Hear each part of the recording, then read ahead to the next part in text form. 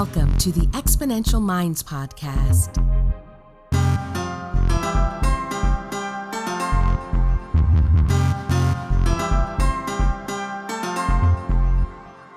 The research, development, launch, and growth of new technologies is creating incredible momentum in the modern world. Join Futurist Nikolas Badminton as he talks with the innovators and the exponential minds that are tackling some of the biggest problems and creating solutions that are propelling humanity to the next level.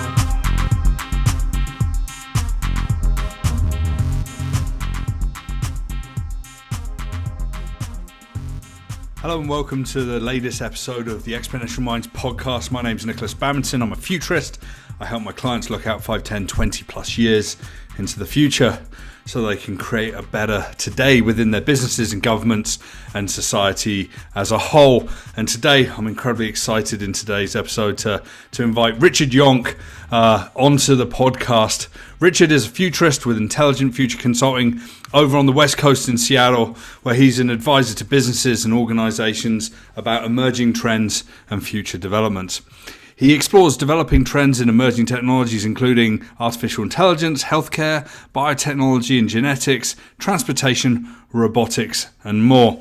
He's the author of the 2020 book, which is fantastic, Future Minds, and which explores the nature of intelligence and how our world is rapidly becoming more and differently intelligent.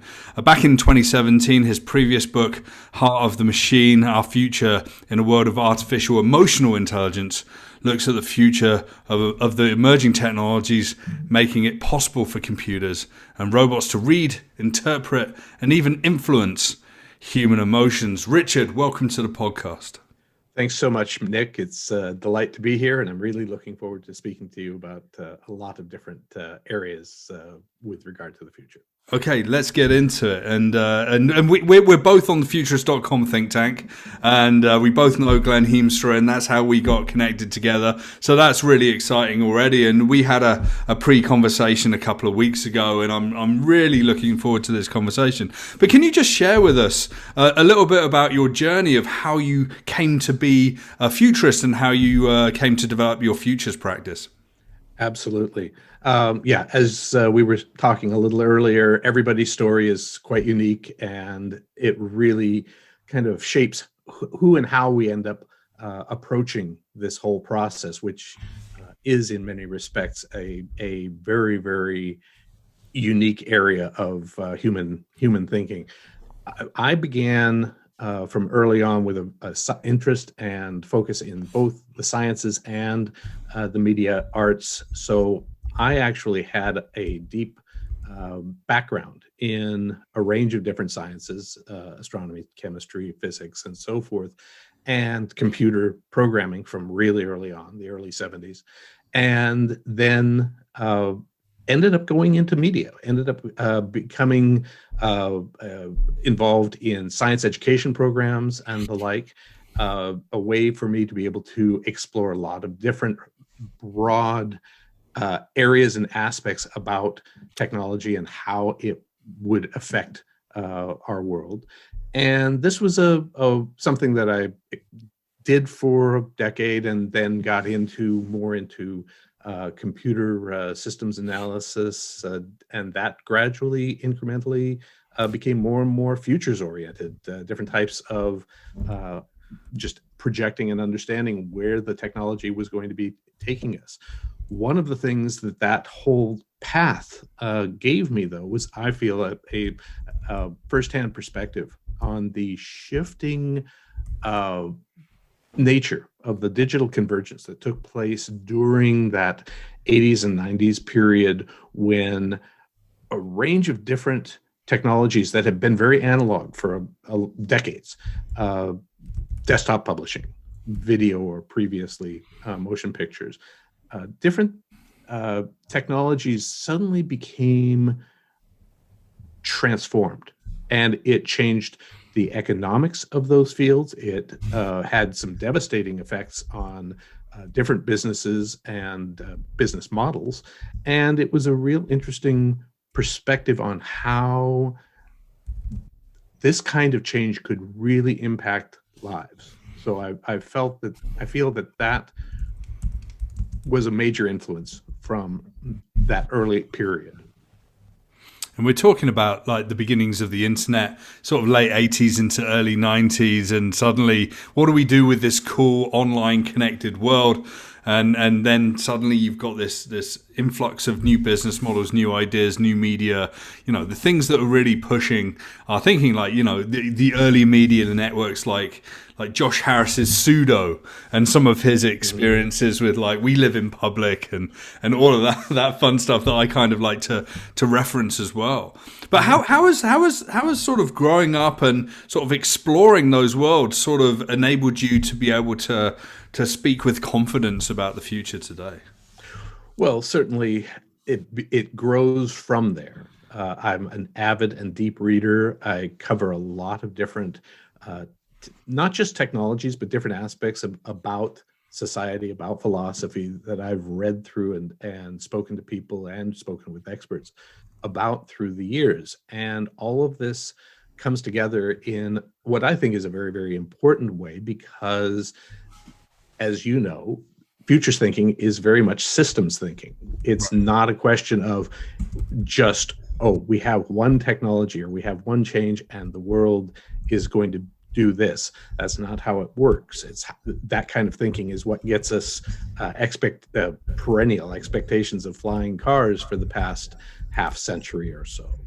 So I think that it's really, really important to have that broader systems approach that takes into consideration many different aspects of not just the technologies, but the society that they inhabit and how that changes humanity, changes society, but conversely, how society changes the technology as well. And that's something we can get into later, but it's a large part of what I talk about and write about, which is the ongoing coevolution of technology and society, or humanity, as it were.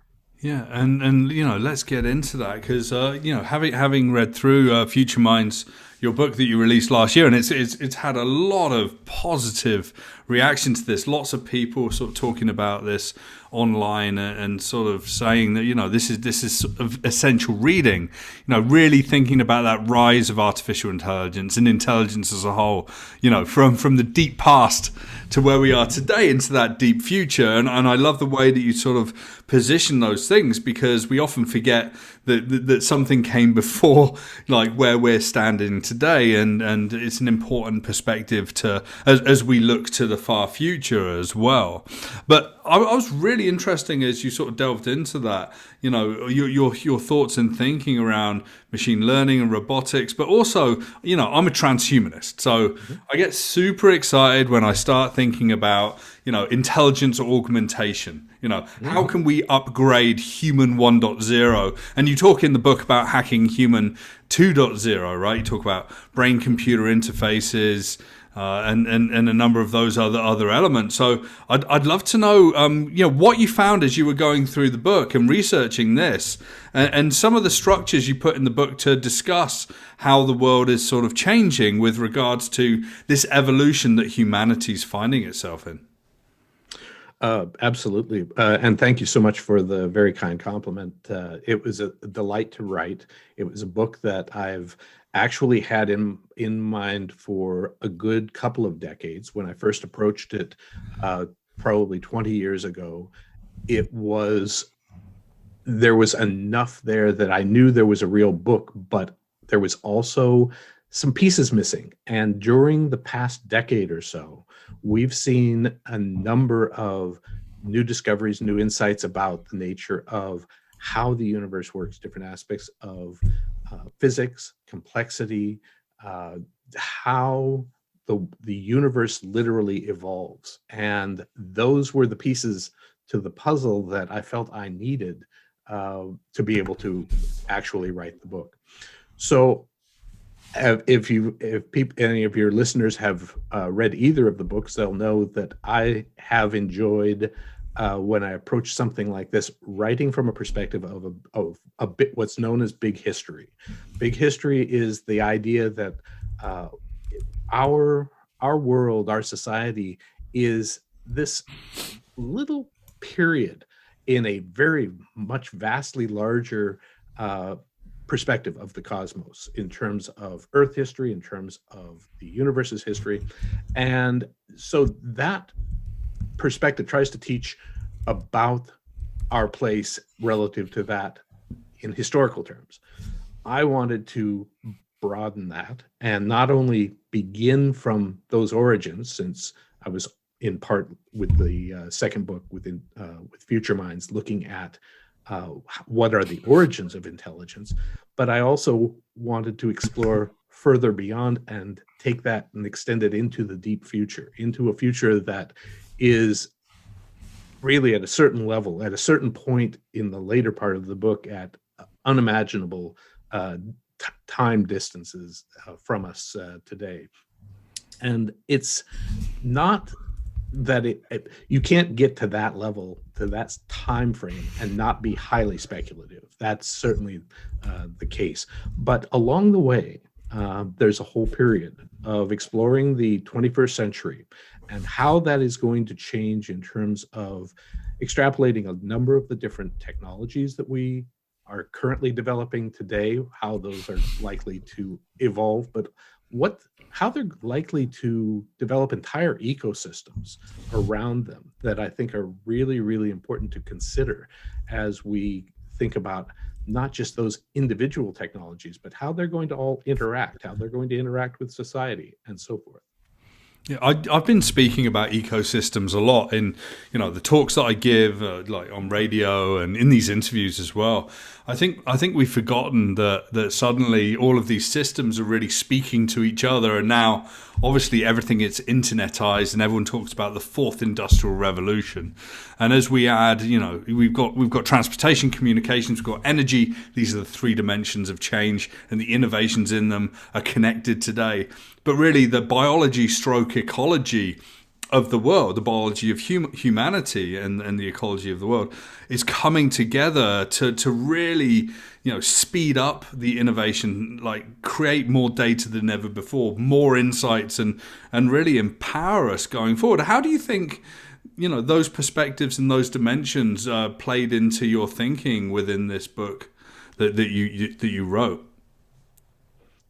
There's no getting away from the fact that our rise as an intelligent species, as a species that is actually capable of interacting with each other at a level that has allowed us to build a global civilization, that has been the result of an ongoing coevolution between humanity and technology. That has, from the very, very beginning, created a large ecosystem, one that has grown increasingly complex over the millennia and actually millions of years.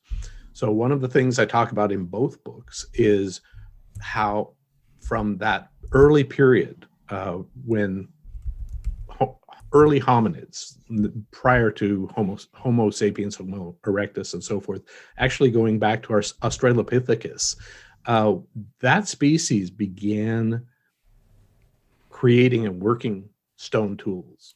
And this process absolutely transformed us.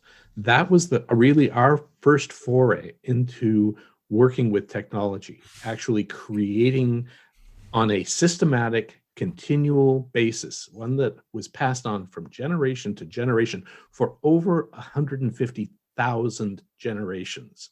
That's a phenomenal concept, especially when you consider where communication capabilities were for those early species. They did not have language the way that we do. They did not have the concepts that we have. And they had a brain case that was on the order of a third the size of our current brain capacity. Now, that said, it changed. It grew very, very rapidly from an evolutionary standpoint over the next couple million years. And a large part of that was driven by this interactive process with the stone tools we were making. There's been work done by archaeologists who work with neuroscientists to be able to scan the change in our brains just from becoming vaguely, broadly proficient with this tool making. And we already have a bunch of the toolkit in terms of our different centers in our brain to be able to handle this in a way that early species could not. These regions of the brain some of them were actually generated by that continual generation after generation of stone tool making that was so beneficial to us as a species. It's interesting, isn't it? And like when I was in the UK and in school, we'd learn about the Stone Age, and like very quickly, rally through sort of Mesopotamia and Babylon, and the cities of Uruk, the early civilizations, and then Bronze Age, Stone Age, Bronze Age, and it's all about tooling, right? And that's what's really interesting, what you're talking about.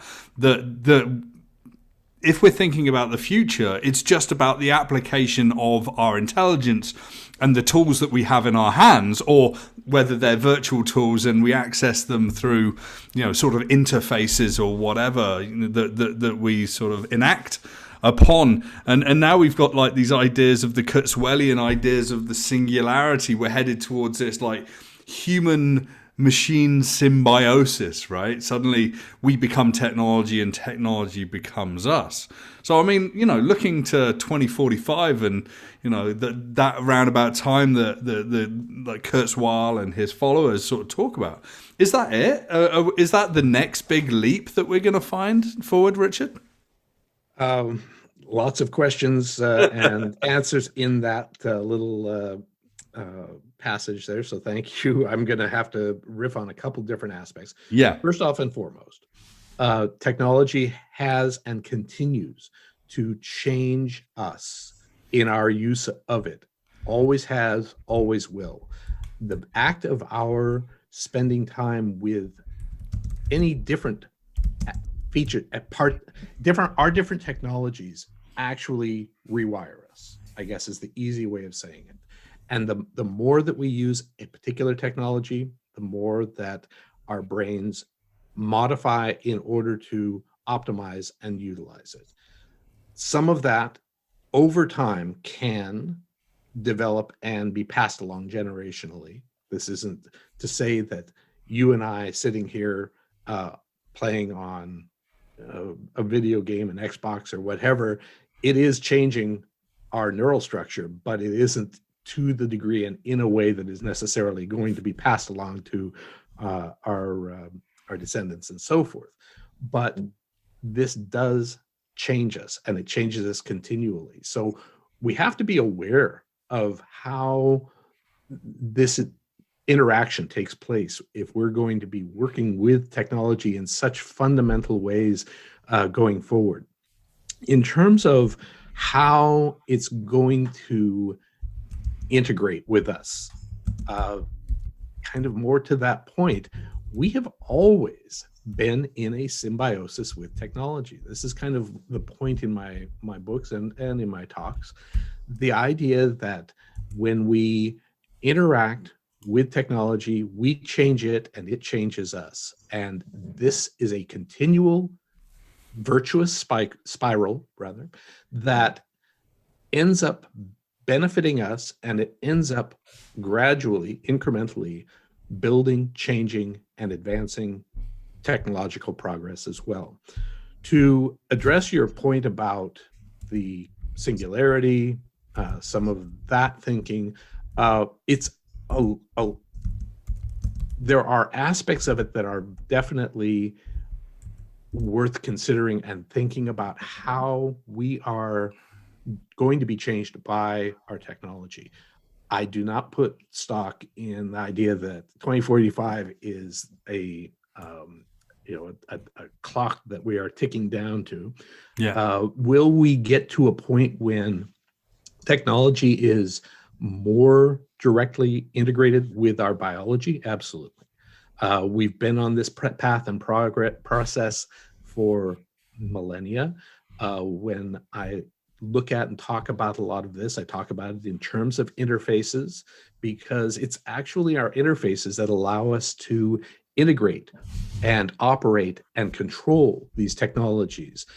It allows us to rescale our motions, rescale the power of our thoughts, and this is where power truly is. From the early days of being able to use ideas, inventions like a plow, simple machines to be able to achieve different tasks more efficiently, more readily, to now when we use computer interfaces that allow us to control literally electrons on a daily basis. That's a real big shift, but it's hardly the end of the line.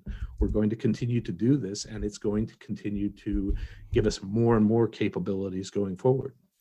It's really interesting, and as you're speaking, and I'm a fairly new father, so my kid is 7 months old, right? So it kind of makes me wonder, we have these conversations. It's like, oh, he's got long fingers. He's born to be a pianist. Or, oh, he's playing with toys in this particular way. He's born to be an engineer.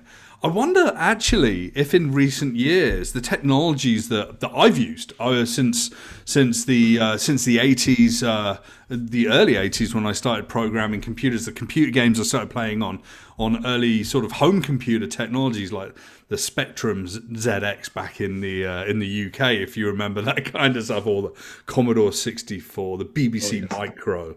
And things like that, but all the way through to the Xbox and whatever that I've been playing for years. I kind of wonder if there's some sort of epigenetic programming that happened along the way, that suddenly my kid was born with a predilection for like being attracted to interface. You know what? Like just tell you a story. So I've got an iPhone, and my iPhone's in a leather case to protect it, and you can't really tell that it's a phone, but you put that across the room, and my kid is literally crawling towards that and wanting to handle it and wonder what it is. It's the same with televisions, it's the same with laptops, and it seems to be the same with any of these things that have screens and interfaces to them, more than anything else. So I'm kind of wondering if the evolution that's happening is getting, in faster cycles as well. Interesting idea. I can't see how we experiment ethically and find out, discover, what's nature, what's nurture with situations like that. I definitely, epigenetics is something that is very, very real. Right. A few of the ideas going back to Lamarckianism, where essentially we do something in life and it's passed along to our descendants. This is not as simplistic as what we saw then, but we are definitely seeing more and more evidence, more and more studies that do indicate that certain types of changes that occur in our bodies through epigenetics are actually passed along to the next generation, and even generations after that, which I think is really an interesting aspect to the potential nature of natural selection and so forth. But in terms of some of what you're talking about as well, with regard to devices and so forth, when we're infants, and hopefully a lot later than that, we're very, very curious. There's so much for us to want to explore. And if something looks different than everything else in the environment, that's the driver. That's what drives our minds. It's like pattern recognition. What's different? What's in here? I see a pattern. Great. Oh, there's something different than that pattern. What's that? That's what drives our curiosity. And that's what I find so exciting about how the human mind just keeps driving us forward. Yeah, and the tools back in the day, well, obviously, let's look for a rock that's sharp, or a rock that can be, there's a rock that's sharp over there that I can break into, this egg, or I can cut this carcass, or I can, club this animal over the head with, or whatever. And the determiner of shape, it's actually a really interesting idea as well. When you were looking at, big history in the 21st century, and you started to look at those deep futures, were there any sort of stark realizations and unexpected findings, or like, these big revelations that you had when you were writing the book? It's like, wow, I didn't think about that in that way. I have to explore that in more detail. Yeah, there were a few, most definitely. And probably the one that pops to mind right now is that as we look across all of human history, there's been, and really evolutionary history, if you want to go back further than that, cosmological evolutionary. Yeah. If you look at the progression, there is this continual drive to utilizing more and more energy. Energy is the huge common link through all of this. And there's underlying aspects that I explore in the book, the last book, about this. But more to the point, we are currently living in a world that is under enormous assault because of our own behavior, how our industries, our development of the world. We're overheating it, and yet we need more energy, and we are going to continue to need more energy. So the question becomes, how do we continue on the one path and still not destroy our world in the process? So I don't believe that the answer is that we're going to be able to just simply reduce all of our energy needs and consumption, which has been almost a mantra for some factions for some time. And I think that it's going to be necessary that we find other ways where we're able to accelerate the energy production and usage without it contributing to, and in fact, if anything, helping to reduce the global heating that is taking place today. Yeah, it's so I've been reading a lot about the Kardashev scale recently, right? The method of measuring a civilization's level of technological advancement based on the amount of energy that's used. And, for those that don't know what it is, there's three main distinct designated categories of civilization. Type 1, that's where we are. We're a planetary civilization, and we're using energy that we're finding on our planet. But type 2 is like a stellar civilization.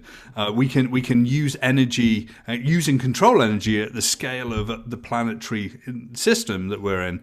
And then type 3 is controlling energy at the scale of the entire host galaxy. So being able to tap into resources beyond these planets. And then you've got universal civilizations, multi-universal civilizations. So it's interesting, there's lots of people that have really theorized about where we go from here, because, the oil and gas that we've dragged out of the ground, even like nuclear, and now we're trying to harness renewable energy, so wind and tidal and geothermal and everything, right? We're kind of getting to the end of that level 1 of the Kardashev scale, right? And we're gonna have to try and break the boundaries of where we are on this planet, right? Right. So the Kardashev scale is actually one of the chapters of the book. Can't remember exactly, probably around 16 or so. And can't remember his first name, but Kardashev was a Russian right around the 1930s, I think. He'd posited this scale and this idea of being able to categorize different levels of civilization according to their energy usage. Now, you'd mentioned us as a level 1. Actually, we are approximately midway to level 1 in terms of our ability to control all of the energy that falls on our planet. So being a pseudo logarithmic scale, we're approximately a 0.7, I estimate. So as we move forward, in order to be able to utilize all of the energy that falls on our planet, or the equivalent, which is, I think, the important factor to consider here, we have to have other ways of producing and obtaining energy. Renewables are fine up to a point, but obviously we have to live somewhere. We need arable land to be able to continue to grow, some form of food and other stock and so forth. So ideas like space-based solar power, SP, which can then be beamed to Earth, are one way to potentially bring additional energy, clean energy, to the planet, energy that in and of itself isn't overproducing heat. We do radiate heat through the atmosphere. There are other ways we can possibly approach reducing the amount of heat buildup that we do see, but we also have to deal with the CO2 issues as well. But ultimately, as you get out into the type 2 Kardashev type 2 civilizations, you're talking about moving into ideas, whether they're viable or not,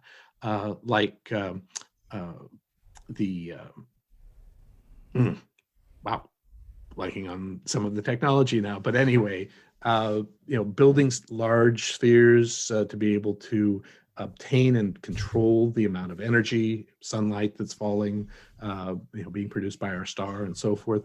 All of these are ways that we can continue to progress forward, but we're not going to, I think, continue successfully as a growing civilization and yet at the same time say, oh yeah, we got to, cut down on the power consumption entirely here. That's not going to work. Yeah, I think any game changers in the on the earth right now, any of these big companies, anyone that really wants to change anything, even right down to the homes that we live in today, energy has to be that thing that we have to master in a way, right? And the decentralization of that, and the super grids, and the low cost of generation, and the low cost of transmission as well.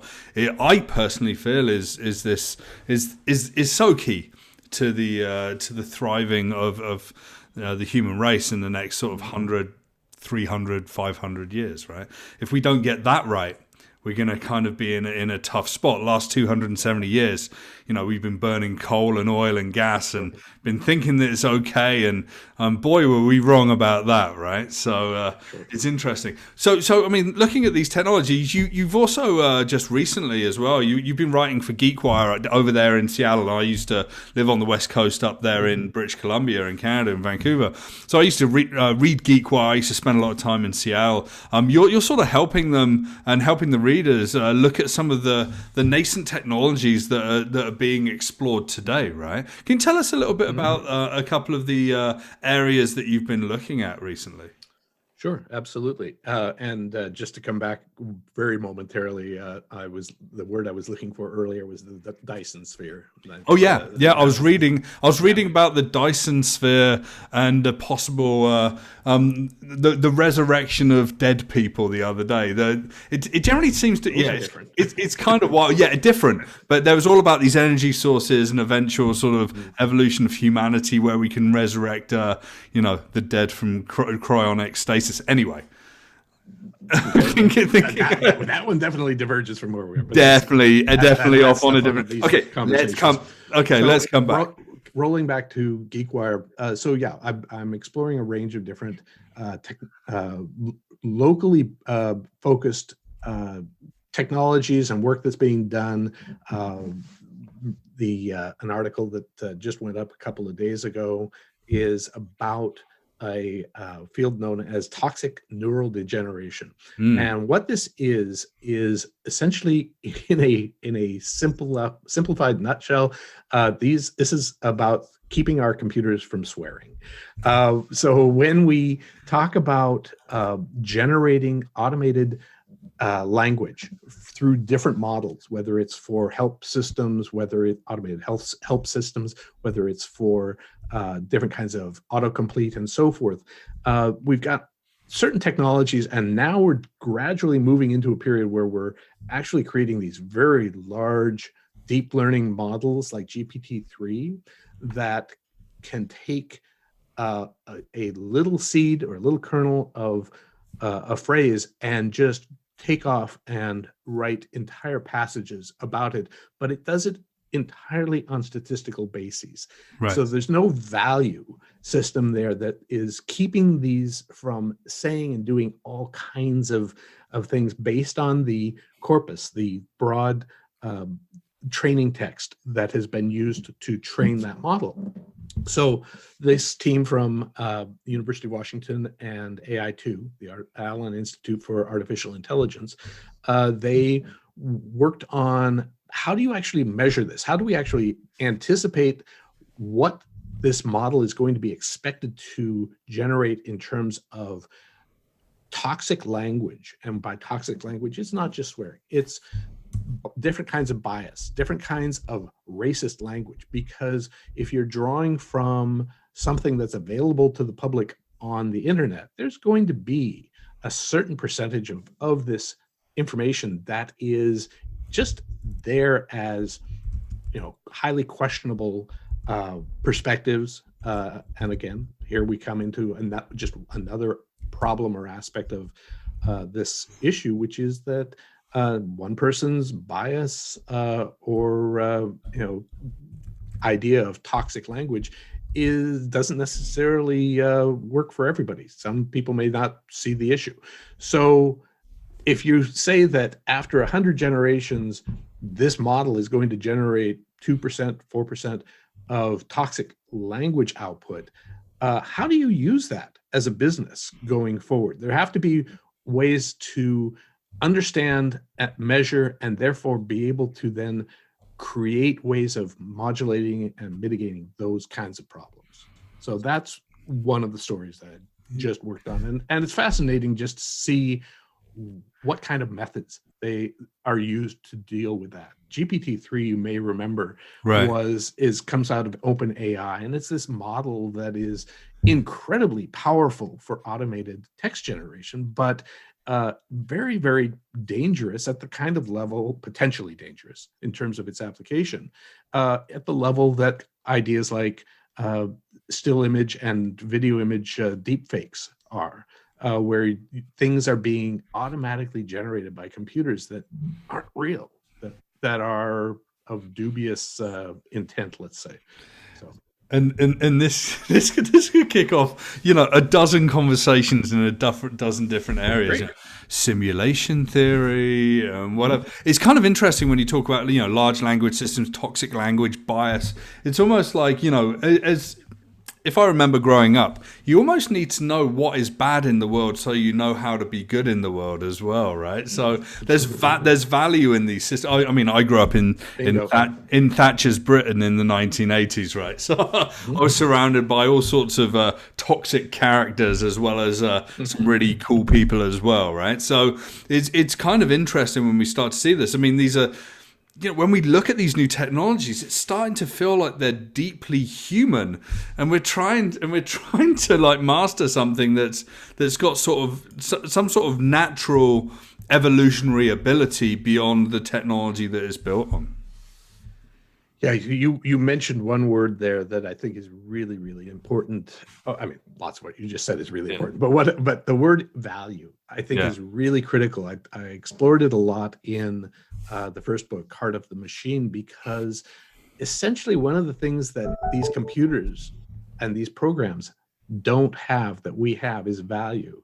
Right. When a system is generating text, is identifying different patterns in the world entirely on a statistical basis, that is not how we think, and it skews what kind of influence it has. We create value first and foremost out of our emotions as a starting point. That's how value kind of originated. If you are out in the wild and you turn a corner and you see a lion 2 miles away, you have a very, very different response than if you turn the corner and it's 10 feet away.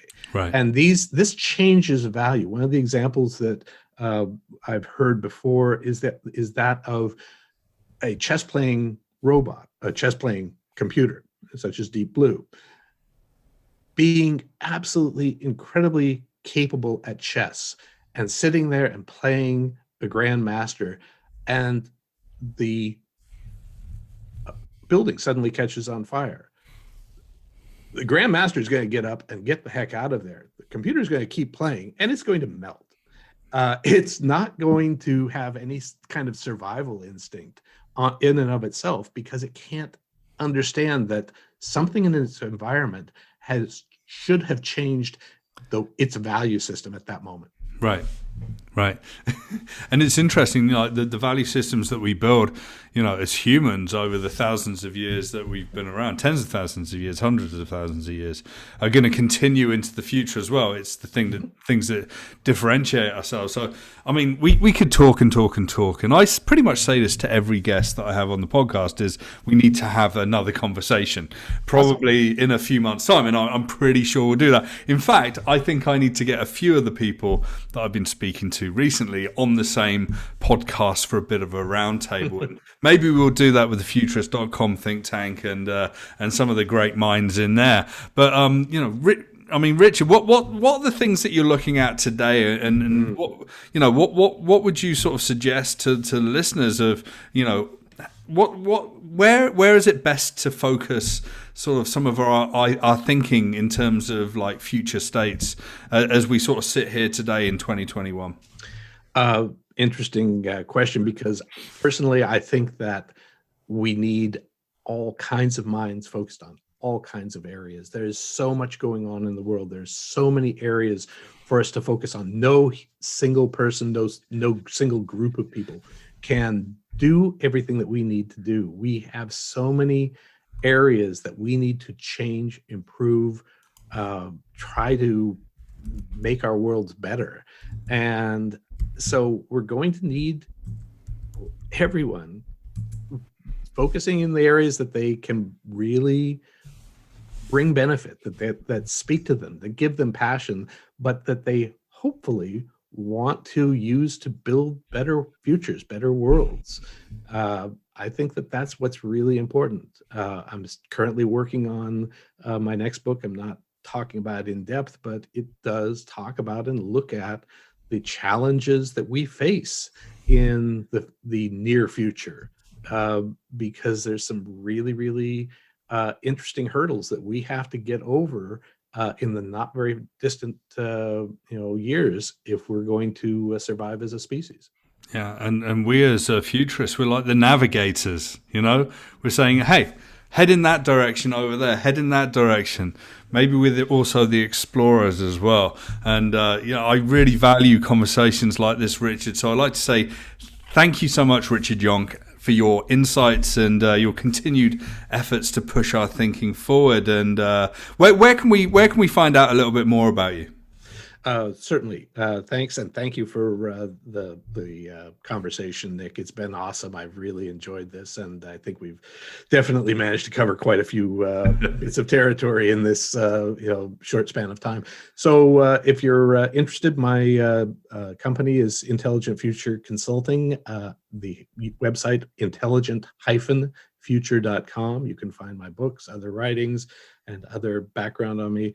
My books are at Amazon and Barnes and Noble, of course, independent booksellers, and I'm delighted to talk with people on Twitter. I'm at RYONCK for Twitter, and connect with me there or elsewhere on social media, and excited to have conversations with some of the listeners.